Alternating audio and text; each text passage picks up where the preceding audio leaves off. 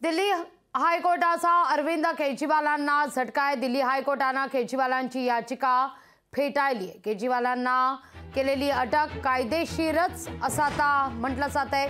दिल्ली हायकोर्टाचा केजरीवालांविरोधात निकाल लागलेला आहे। या घडीची ही महत्त्वाची बातमी आपण पाहतोय। दिल्ली हायकोर्टाने अरविंद केजरीवालांना झटका दिलाय। दिल्ली हायकोर्टाने केजरीवालांची याचिका फेटाळून लावलेली आहे।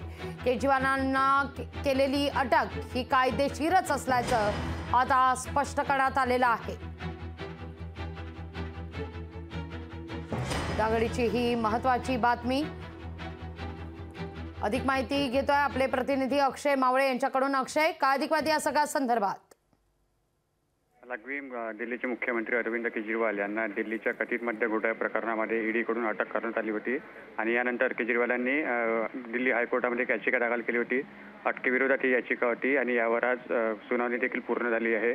न्यायालयाकडून सांगण्यात आलेलं आहे की केजरीवालांची जी अटक होती ही अटक जी होती ती यांना व्यवस्थित होती आणि संपूर्ण हा जो प्रकार होता केजरीवालांमध्ये जी कारवाई केली होती किंवा त्यांची जी अटक होती ही कायदेशीररित्या होती आणि केजरीवालांना हा मोठा झटका म्हणावा लागेल। ठिकठिकाणी यावेळी आपचे जे कार्यकर्ते होते हे देखील गोळा झाले होते। त्यांनी देखील या प्रकाराचा संपूर्ण निषेध व्यक्त केला होता।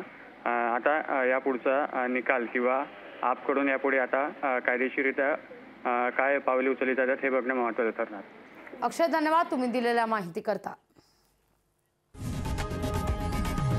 लोकशाही मराठी ऐका, पहा, जागरूक रहा।